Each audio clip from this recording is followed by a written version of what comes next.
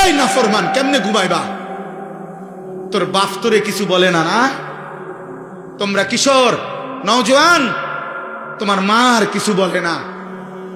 হাইওয়ানের মতো চুল, কোন মুশরিক কোন বেঈমানের মতো চুল রাখছো, সারাদিন এক ওয়াক্ত নামাজ পড়ো না, চেহারা সুরত দেখলে বোঝা যায় বন্য জন্তুর মতো, যার কারণে মা মুখ ফিরায় নিছে। আরে বদনসিব, তোর দুর্ভাগা কপাল, তোর বাপে আর তোকে ডাকে না, তোর মা তোকে ডাকে না। এক ঘরে ঘুমায় 365 দিনে কোন দিন তোমারে কেউ ফজরের নামাজের জন্য উঠায় নাই।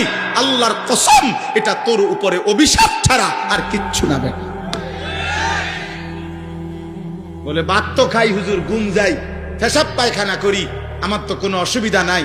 এগুলো আল্লাহ তাআলা খাবার, পেশাব পায়খানা, ঘুম আর ওই লজ্জাস্থানের চাহিদা, এটা কুত্তারও পূরণ হয়। কুত্তার কুত্তার কুত্তার কুত্তাও খায়, কুত্তাও ঘুমায়, কুত্তাও পেশাব পায়খানা করে, কুত্তারও লজ্জাস্থানের চাহিদা পূরণ হয়, নয়তো কুকুরের বাচ্চা হয় কেমনে?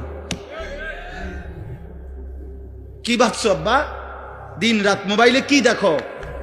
নারী, নর্তকী, জিনা, ব্যভিচার, উলঙ্গ দৃশ্য, কোন বেহায়া নারীর ছবি কেন দেখো? লজ্জাস্থানের চাহিদা তোমার, লজ্জাস্থানের শাহওয়াত। আমি যদি আমার এতগুলো মুরব্বিরে বাদ দিয়া শুধু আপনাদের কাছে মাফ চাইয়া বলি, যুবক ভাই তোদের কাছে, তোরা পেশাবের রাস্তার কাছে হেরে গেলি। তাহলে তোর জীবন শুধু এই পেশাবের রাস্তার লাগা? কাপুরুষ!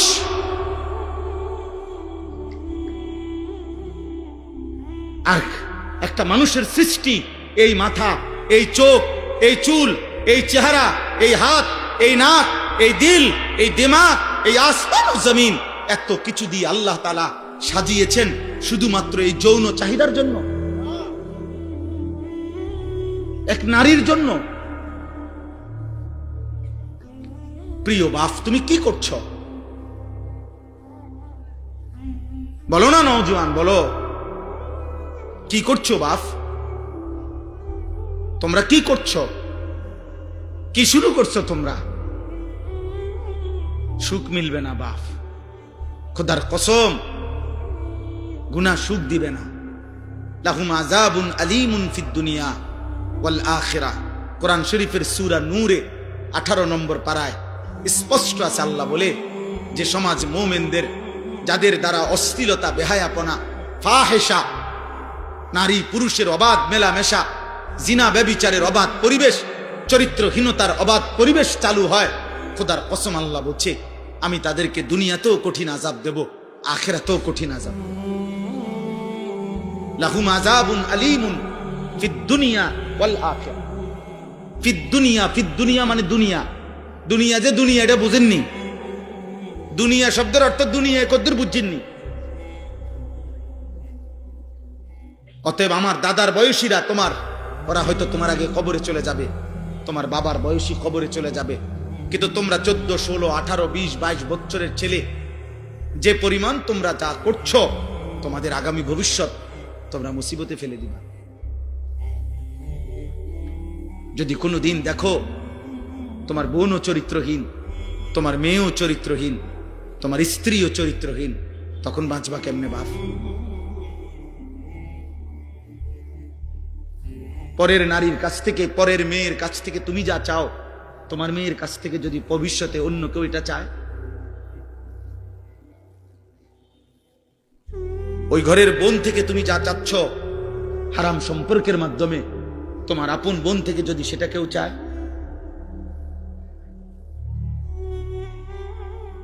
কথা বলে না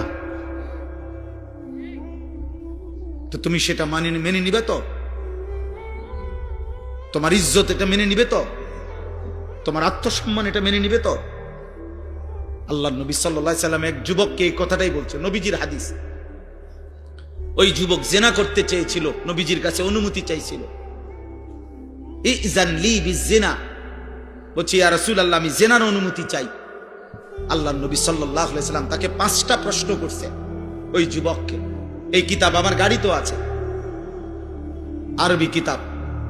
ওই যুবককে নবী বললেন, আমি তোমার কাছে জানতে চাই, আফা তুহিব্বুহু লি উম্মিক ওয়া ইবনাতিক ওয়া উখতিক ওয়া আম্মাতিক ওয়া খালাতিক। আমি সংক্ষেপে বললাম। নবীজি বললেন, যুবক তুমি কি চাও তোমার মায়ের সাথে কেউ জিনা করুক? যুবক বলছে, লা ইয়া রাসূলুল্লাহ, না। তোমার মেয়ের সাথে না, তোমার বোনের সাথে না, তোমার ফুফুর সাথে না, তোমার খালার সাথে না। আল্লাহর নবী বললেন, ওয়ালান নাসু লা ইউহিব্বুনাহু লিউম্মাহাতিহিম ওয়া বানাতিহিম ওয়া আখাওয়াতিহিম ওয়া আম্মাতিহিম ওয়া খালাতিহিম। তাহলে যুবক মনে রেখো, কোনো মানুষও চায় না তার মায়ের সাথে কেউ জিনা করুক, তার মেয়ের সাথে কেউ জিনা করুক, তার বোনের সাথে কেউ জিনা করুক, তার ফুফুর সাথে কেউ জিনা করুক, তার খালার সাথে জিনা করুক। তুমি যা চাও না অন্যরাও তা চায় না, তাহলে তুমি কিভাবে করবা? ওই যুবক তখন চোখের পানি ফেলে বলছে, ইয়া রাসূলুল্লাহ, আমি কসম করে তওবা করলাম, এমন নাফরমানি আমি আর কোনো দিন করব না। আল্লাহর নবী তখন কাছে টেনে তার বুকে হাত দিয়া ওই যুবকের জন্য নবী 3টা দোয়া করছে। আজকে কিশোর যুবক, তোমরাও যদি কেউ নিয়ত করো যে হারাম ছবি, হারাম নারী, হারাম দৃশ্য, হারাম বিবাহ বহির্ভূত কোনো মেয়ের সাথে কোনো সম্পর্ক করবা না, অশ্লীলতার বেহায়াপনা করবা না, তা আমি ইনশাআল্লাহ এই দোয়া তোমাদের জন্য করব। 30 বছরের নিচে, 30 বছরের নিচে যাদের বয়স, তোমরা হাত তোলো। দেখেন কি পরিমাণ।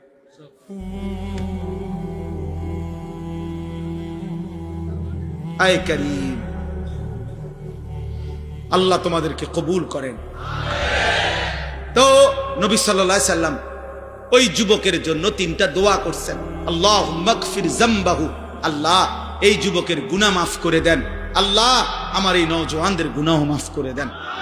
ওয়াতাহির কলবাহু, নবীজি ওই যুবকের জন্য দোয়া করছেন, আল্লাহ আপনি তার দিল পবিত্র করে দেন।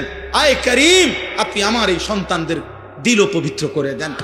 ওয়া হাসিন ফারজাহু, নবী 3য় দোয়া করছেন, আল্লাহ এই যুবকের লজ্জাস্থানকেও পবিত্র করে দেন। আমিও যুবক দোয়া করি, আল্লাহ আমার এই নওজওয়ানদের লজ্জাস্থানকেও পবিত্র রাখেন। আল্লাহ কবুল করেন।